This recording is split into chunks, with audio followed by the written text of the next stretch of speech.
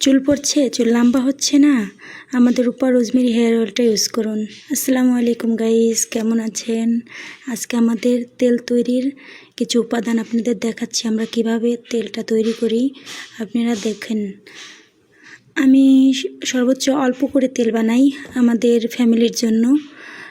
আল্লাহর রহমতে অনেক উপকার পেয়েছি, কিন্তু আজকে কিছু মা বোনদের রিকোয়েস্টে তেলটা একটু বেশি বানাবো। তারা বলেছে যে আপনাদের চুলটা তো অনেক সুন্দর, আপনারা একাই কেন ইউজ করবেন, আমাদেরও দেন। সেজন্য আমি একটু বেশি তেল বানাচ্ছি।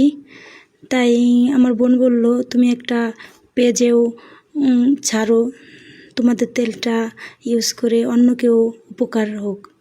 তাই আমি ভাবলাম যে করো। তাই আমি আর বোন একটা পেজ খুলে দিল, আর আমি এই যে দেখলেন তো প্রাকৃতিক উপাদান যা যা দেওয়ার প্রচুর পরিমাণে দিই, মানে কিছুই বাদ রাখি না, সম্পূর্ণ সব কিছুই আমি দিচ্ছি। আপনারা দেখতেই পাচ্ছেন সব কিছু দিয়ে আমার এই তেলটা তৈরি। আপনারা আমার তেলটা ইউজ করে দেখবেন।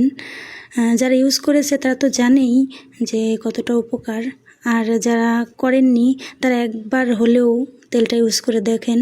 আপনাদের উপকার হলেই তো আপনারা আমাদের কাছ থেকে নেবেন। তো তেলটা আপনারা ইউজ করবেন আমাদের কাছ থেকে নিয়ে, না হলেও 1 বোতল ইউজ করুন, তাহলেই বুঝবেন যে কত পরিমাণ কাজ করে। আমরা সব কিছু ধুয়ে দেই, কারণ যেটার ভিতরে একটু জীবাণু ময়লা থাকতে পারে, সব কিছু আমরা ধুয়েই দিয়েছি তেলের ভিতরে। এখানে আমি পরে আরও কিছু তেলে অ্যাড করব, সম্পূর্ণ জিনিসে আমি দিয়ে দিয়েছি পাতিলে। এটা আমি 3-4 ঘন্টা জাল দিব, জাল দিয়ে তারপরে এটাকে রাত ভরে রেখে দেব। সকালে আবার এটাকে গরম করে তারপরে আমি এটা ছেঁকবো। আমাদের কিছু সিক্রেট মশলাও আছে, আমার নিজের সিক্রেট মশলা, যা চুলকে লম্বা করবে, চুলের গোড়া মজবুত করবে, যাদের চুল পাতলা হয়ে গেছে তাদের নতুন চুল গজাবে।